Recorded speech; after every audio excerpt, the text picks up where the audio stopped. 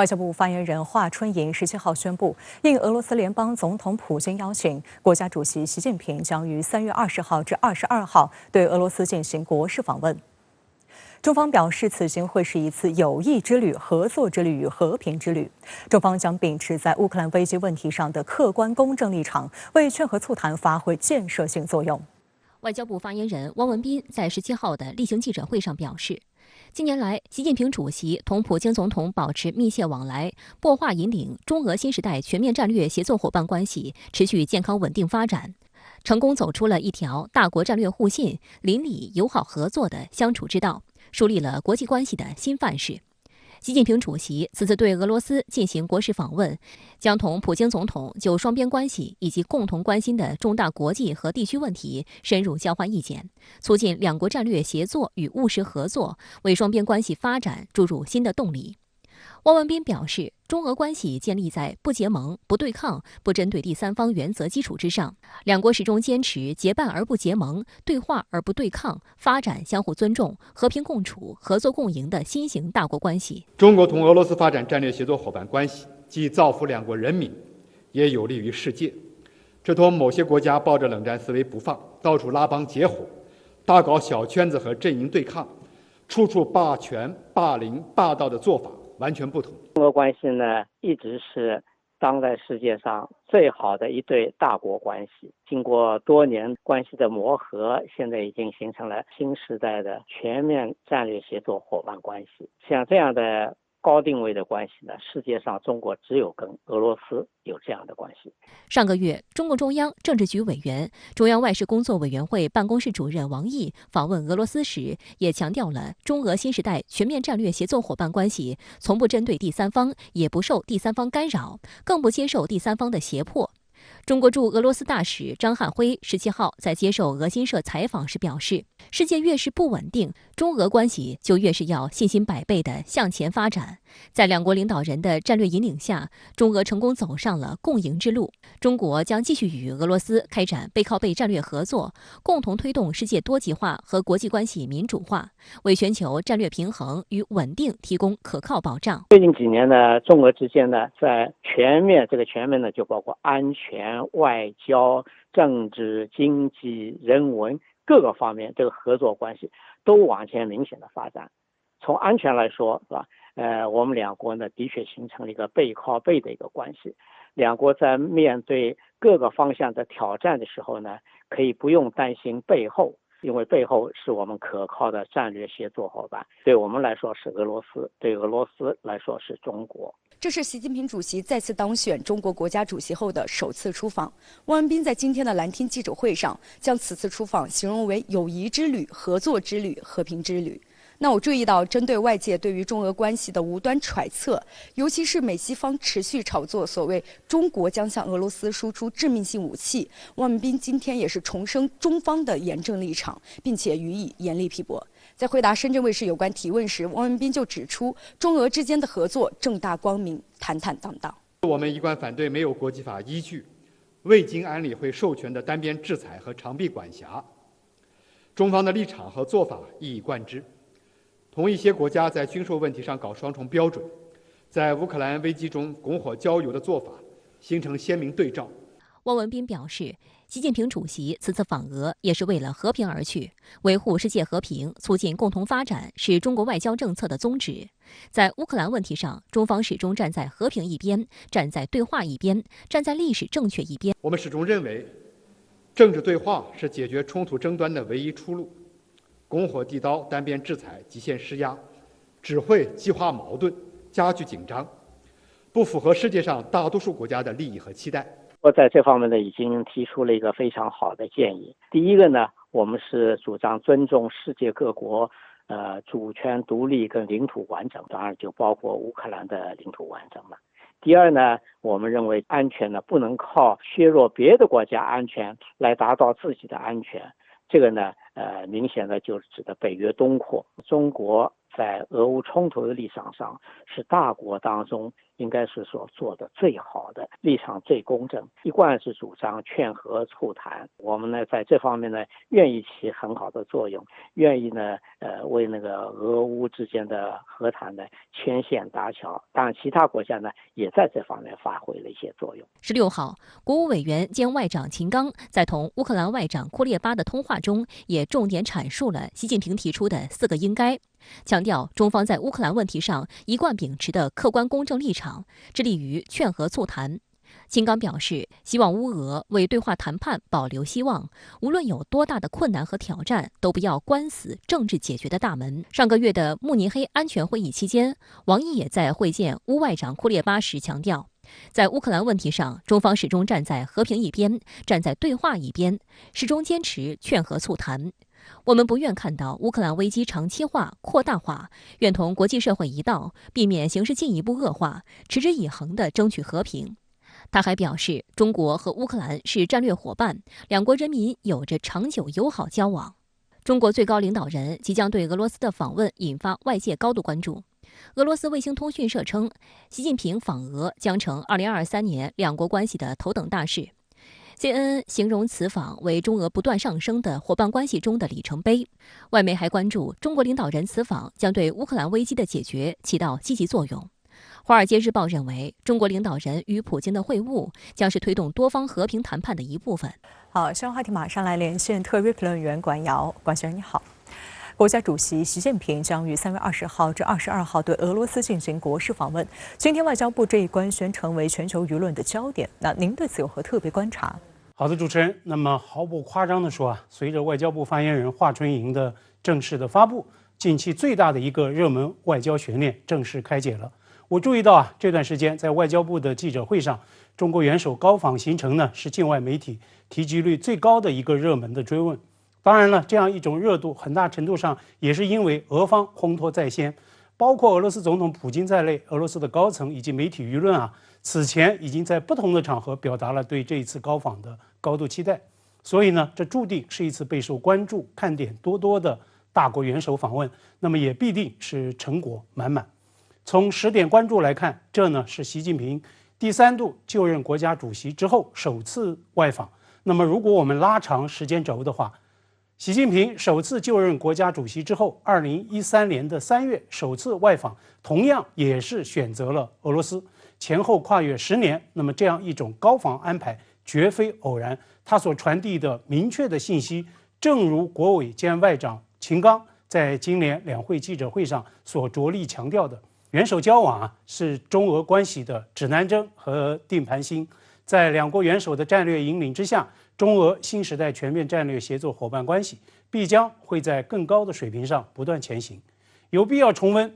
10年前的这个3月，在莫斯科国际关系学院，习近平主席发表重要演讲，首次对外阐释命运共同体和新型国际关系这2个重要概念。就在本周一，习近平再次当选国家主席之后，发表重要讲话，强调要努力推动构建人类命运共同体，践行全人类的共同价值，要积极参与全球治理体系的改革和建设，推动落实全球发展倡议、全球安全倡议。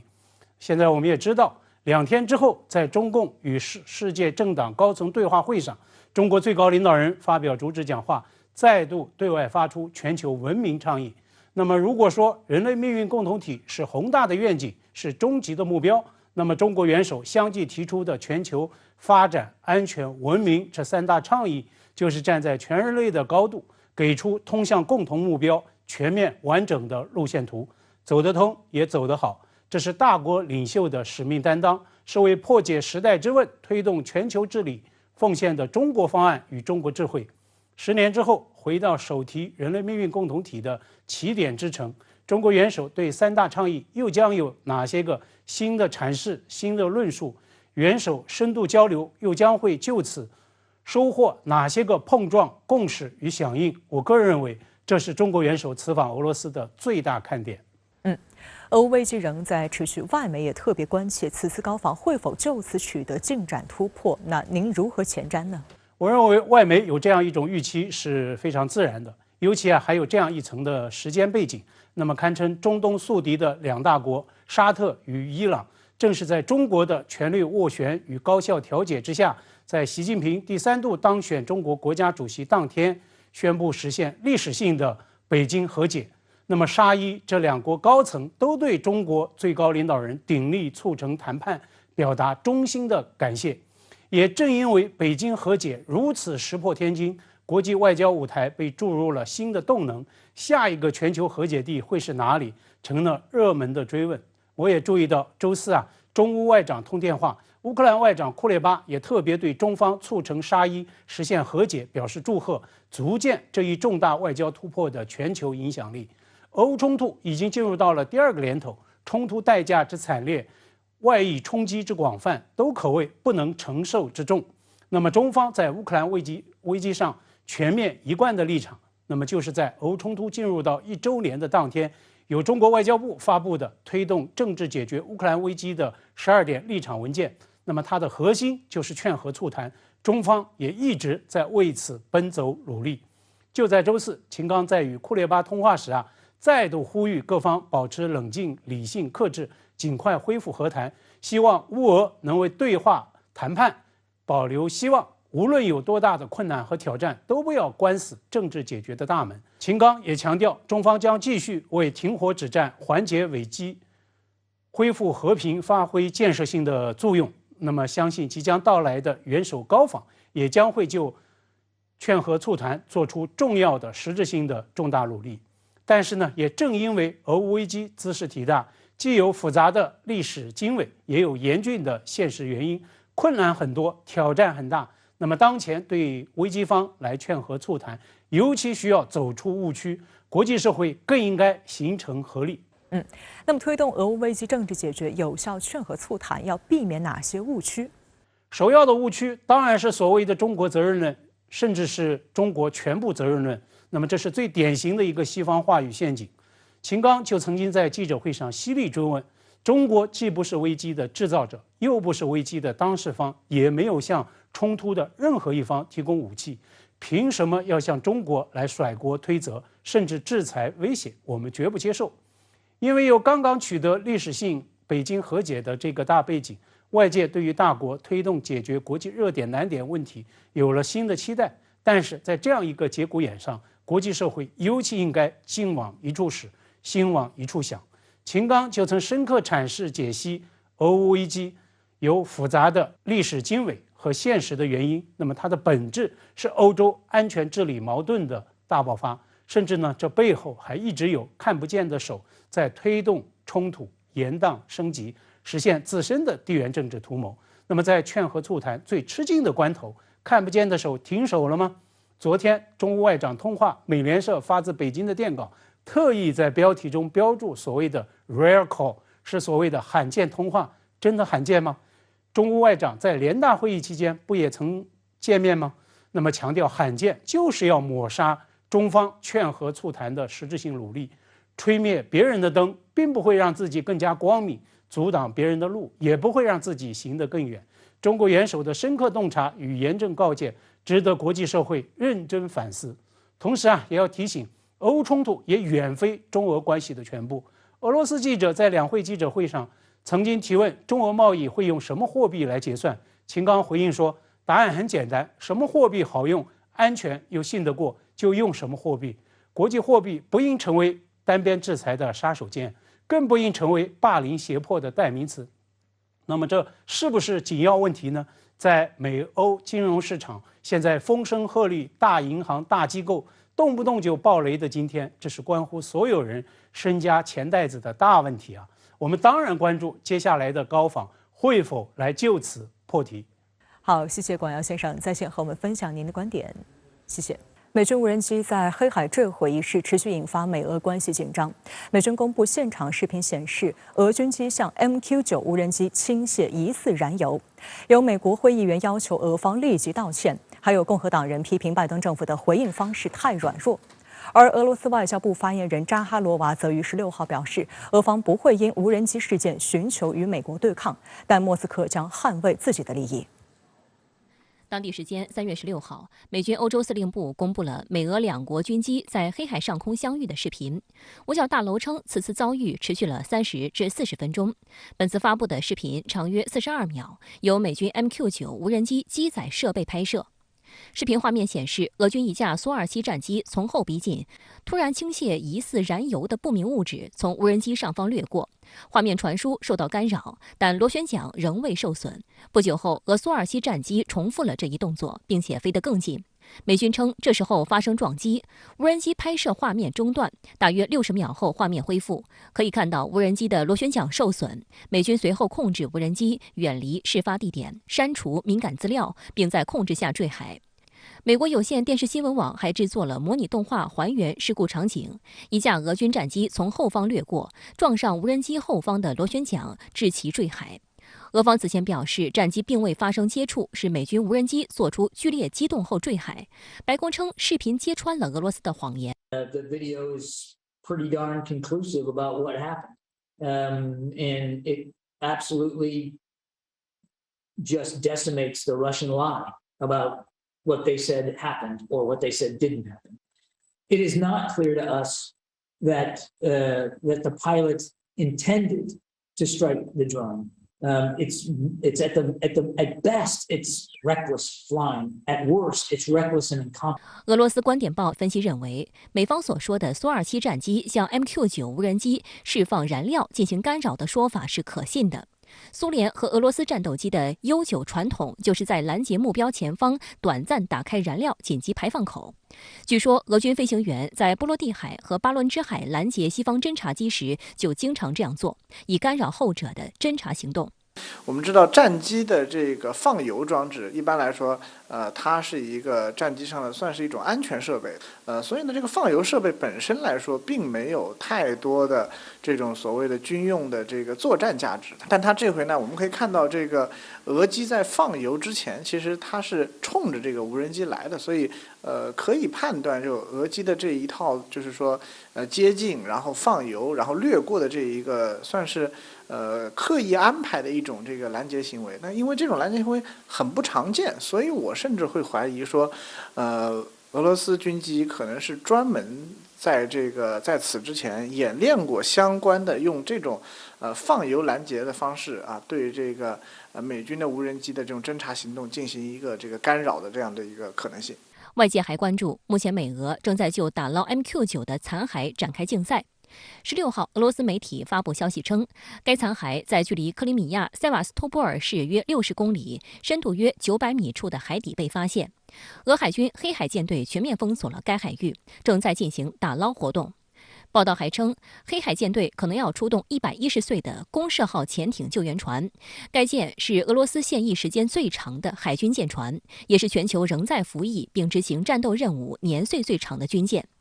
公社号一共参与了150多次沉船打捞工作，其中包括10艘潜艇，舰上配备了英国 R7 深潜救援器，可以在水深1000米处进行打捞和救援。目前该消息并未得到俄军方证实。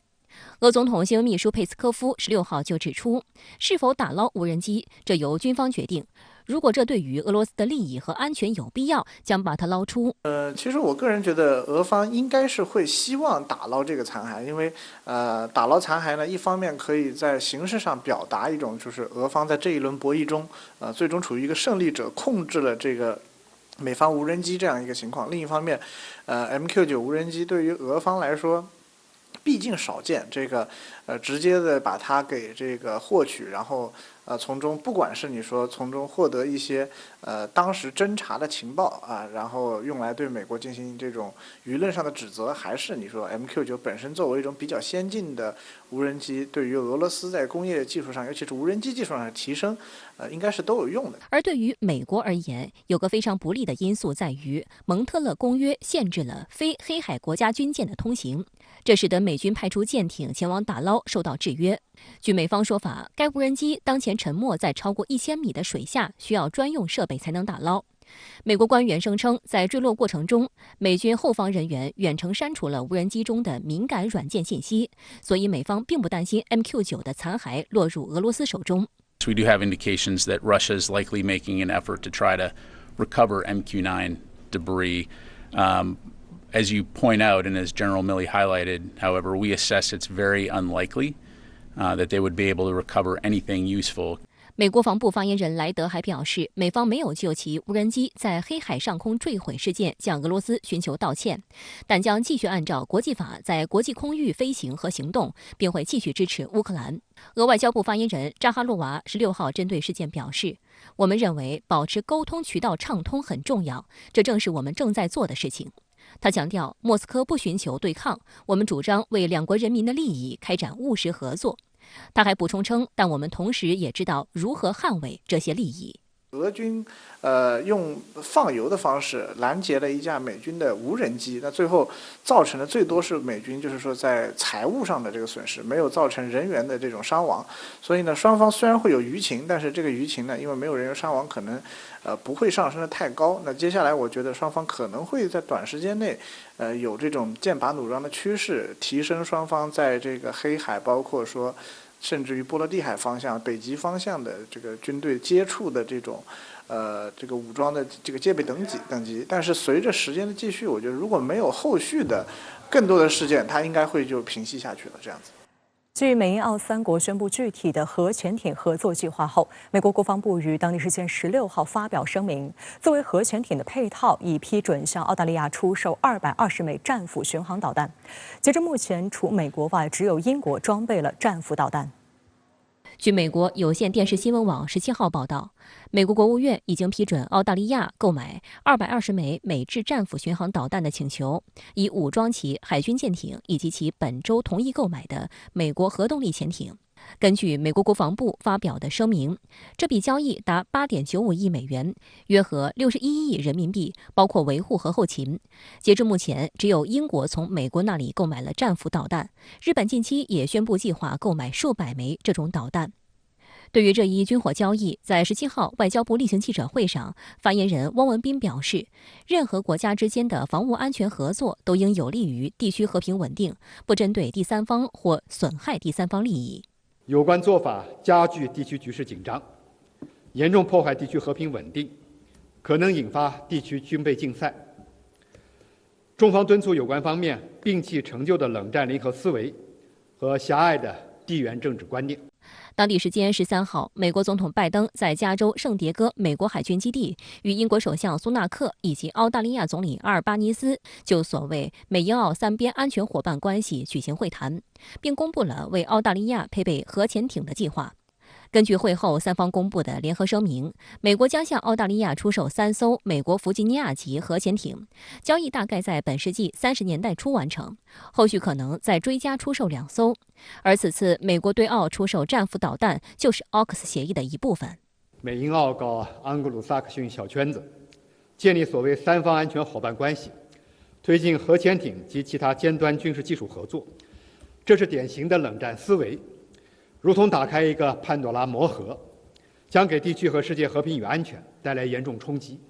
汪文斌强调，三国合作把集团政治和冷战对抗引入亚太，意在构建亚太版北约。如其图谋得逞的话，亚太数十年来稳定繁荣的局面将面临前所未有的威胁和挑战。美英澳核潜艇合作引发国际社会对于核扩散和诱发军备竞赛等问题的担忧。澳大利亚前总理保罗·基廷痛批这一合作是有史以来最糟糕交易，不仅令澳大利亚走上军备竞赛的道路，更会增加军费开支，严重危害该国的经济发展。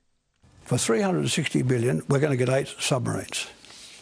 Right? This must be the worst deal in all history. There's 3 leaders standing there. Only one is paying. Our bloke, elbow. 基廷是澳大利亚工党元老，于1991年至1996年出任澳大利亚第24任总理。近期，基廷在涉华问题上频频发出公正声音。本月初，澳大利亚2大报纸《悉尼先驱晨报》和《时代报》同时在头版刊登所谓“红色情报”的专题报道，不仅宣称中国是澳大利亚最大的军事威胁，还渲染必须做好在未来3年内与中国交战的准备。对于如此博眼球的论调，基廷批评称，这是50年来最令人震惊和具有煽动性的新闻报道。他提到，为该争议报道提供专家意见的所谓5人专家组，3人是反华评论员，他们坚定认同美国的战略利益，没有一个所谓的专家对中国有全面的了解。China is either threatened us or has threatened us. It has threatened us or will threaten us. Now, this is a distortion and it's untrue. The Chinese have never implied that they would threaten us or said it explicitly. But what threaten us means is an invasion of Australia. What would be the point of China wanting to occupy Sydney and Melbourne militarily? And could they ever do it? I mean, could they ever bring the numbers here? It would be an armada of troop ships to do it. I know you're trying to ask a question, but the question is so dumb it's hardly worth an answer. 基廷还通知2家澳大利亚媒体已完全丧失了媒体的道德。Frankly, as lost as it's a newspaper without integrity, and the Age follows it in, poor little like a little pup running behind. You know, I mean, if I were you, mate, I'd hide my face and never appear again.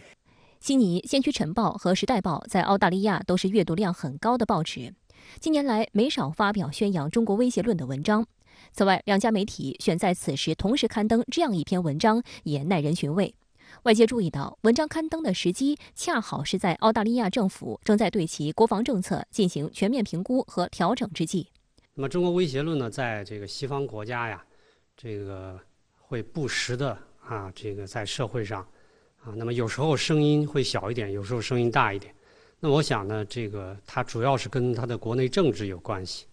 那么，因为我们看到最近呢，那么中澳关系有所缓和了，那么这个时候呢，可能澳大利亚国内的这些反华势力、强硬派，那么他们呢就不希望看到这样一种那么中澳关系缓和，那么或者说良好的趋势进行下去。事实上，自去年从澳大利亚新政府上台以来，原本紧张的中澳关系正朝着改善和稳定的方向发展。3月11号起，澳大利亚正式取消自中国入境旅客行前新冠检测要求。16号的中国商务部例行新闻发布会上，就中国将全面恢复自澳大利亚煤炭进口一事，发言人束学庭表示，中澳2国在经贸领域开展互利合作，符合2国和2国人民的共同利益。有分析指出，澳大利亚国内的这些反华声音将对未来中澳关系发展带来负面影响。那么在这些不同声音的干扰下，那么阿尔巴尼斯政府是否能够做到坚定的执行它既有的对华政策？那么对中国来讲，我们一方面呢希望和澳大利亚发展良好的关系，因为这对于双方都是有利的，是一个共赢的结果。但另一方面呢，如果说澳大利亚它还像前任政府一样，采取对立的或者说是冷战思维的这样一种态度，过去几年实际上已经说明了，就是说澳大利亚只能吞下他自己酿成的这种苦果。韩国总统尹锡悦在外界屈辱外交的批评声中结束2天的访日行程，于17号晚返回韩国。虽然表面上看尹锡悦此行在改善韩日关系方面达到了一定目的，也收获了美方的赞赏，但以牺牲本国民族感情为代价的单方面无底线屈服，没有换来日方重申反省或者道歉，也让韩国民众倍感屈辱。韩国民众举行示威抗议尹锡悦访日，尹锡悦的施政差评率升至60%。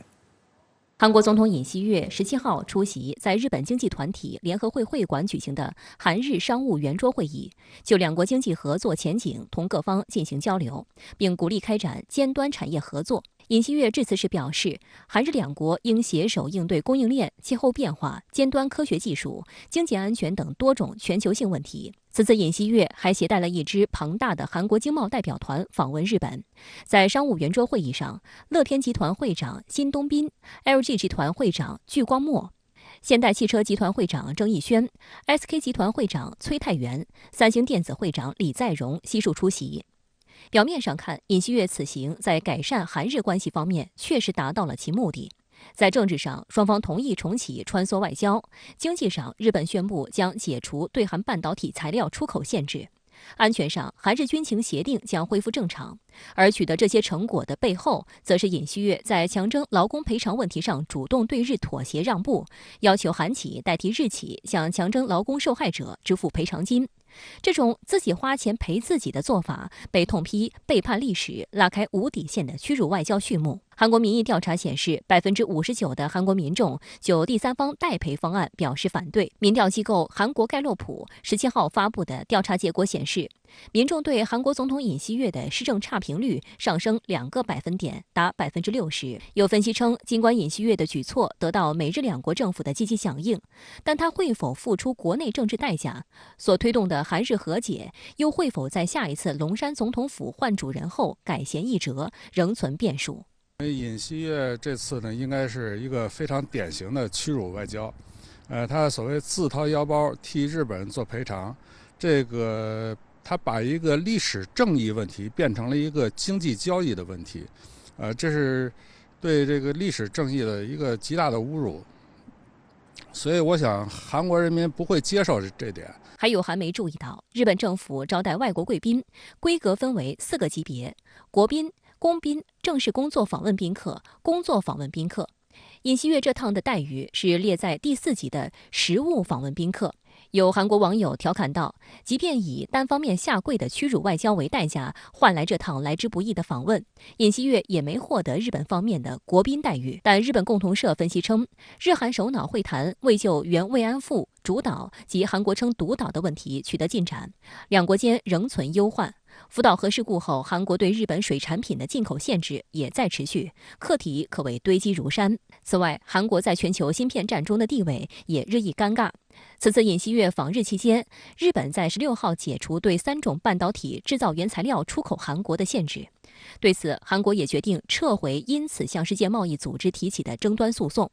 韩国国民日报称，韩国产业界普遍认为，韩国此前通过材料、零部件、装备国产化、进口线多元化等方式克服了半导体生产危机，因此即使日本解除出口限制，也不会立刻给韩国企业带来利益。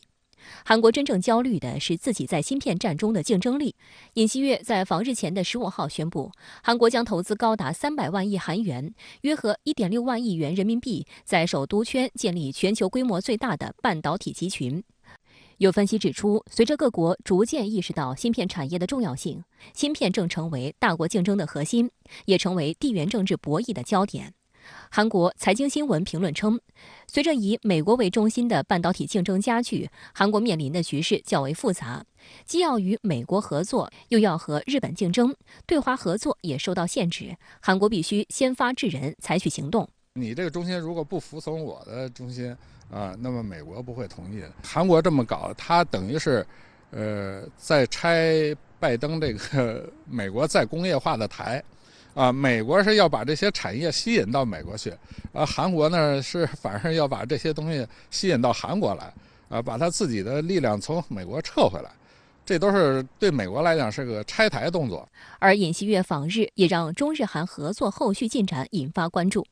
日本首相岸田文雄16号在联合记者会上表示，日韩政府商定在诸多领域活跃沟通，还就尽快重启中日韩高级别交流达成共识。韩国外交消息人士17号表示，中日韩3国官方沟通渠道多年来停摆，日方公开积极表态将发挥重大作用。在美国的这个战略里头，日韩都是重要的棋子，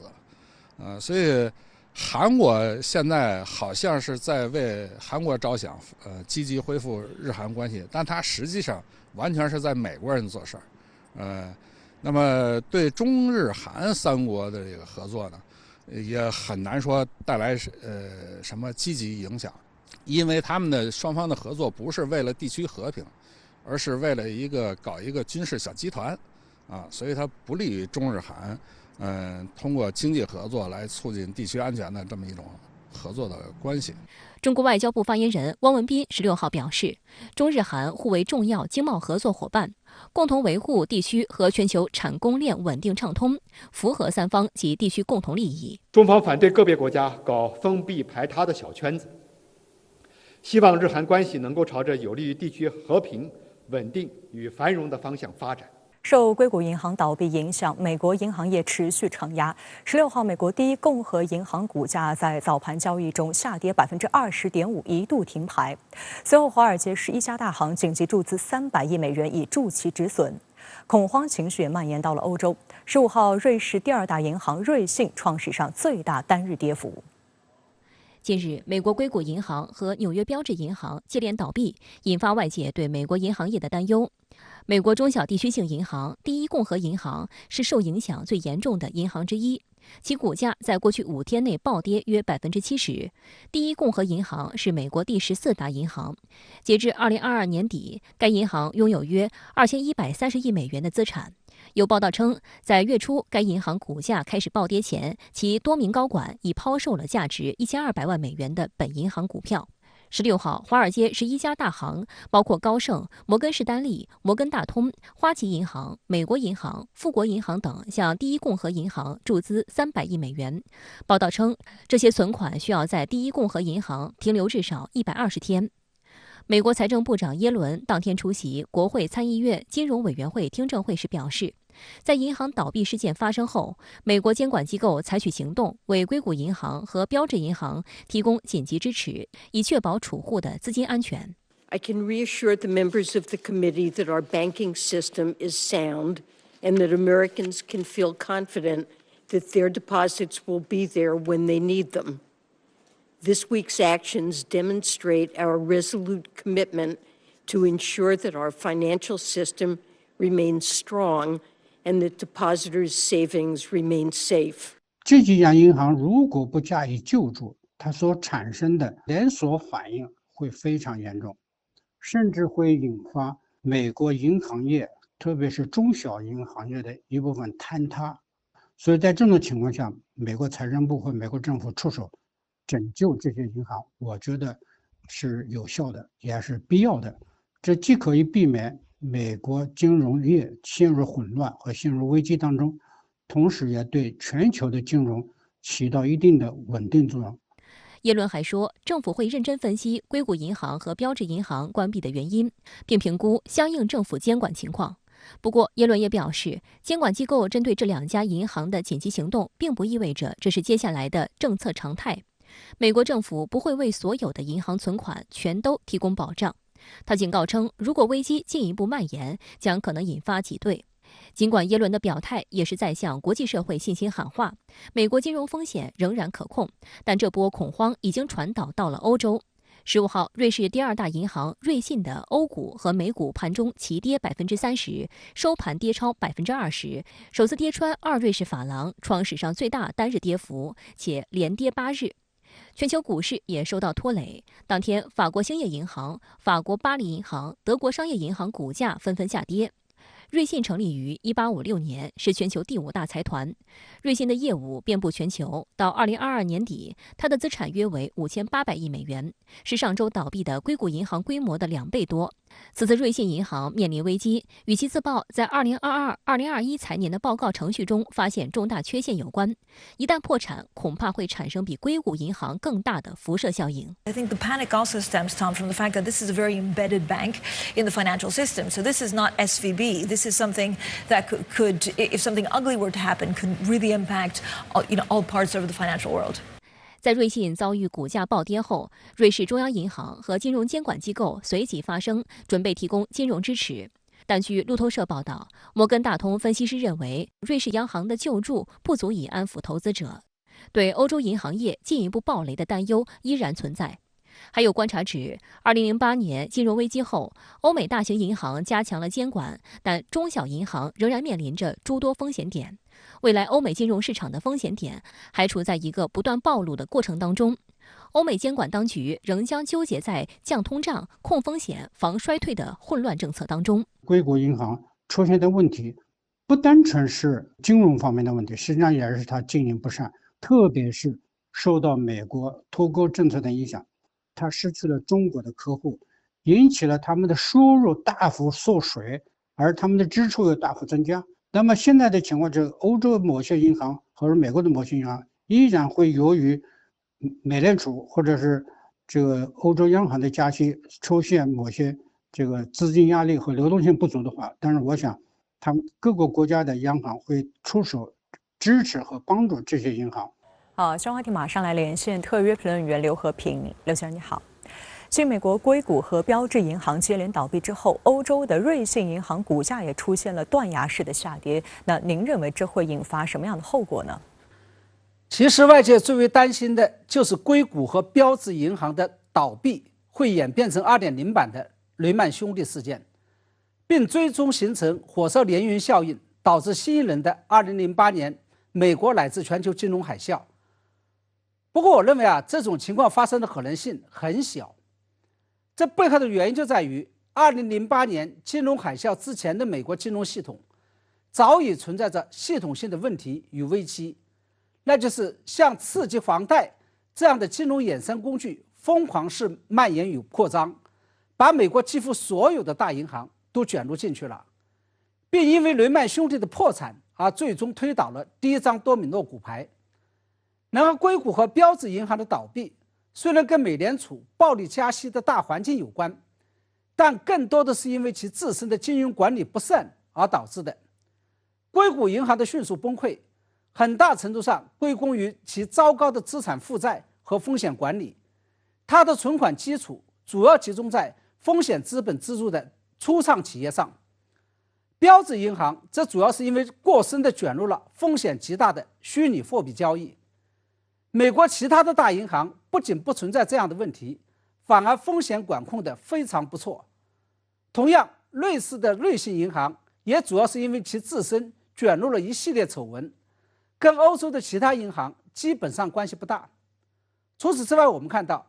在这几家银行出事之后，欧美的金融监管机构立即采取了精准且非常规的手段，进行了大力干预。这也是2008年金融海啸不会重演的重要原因。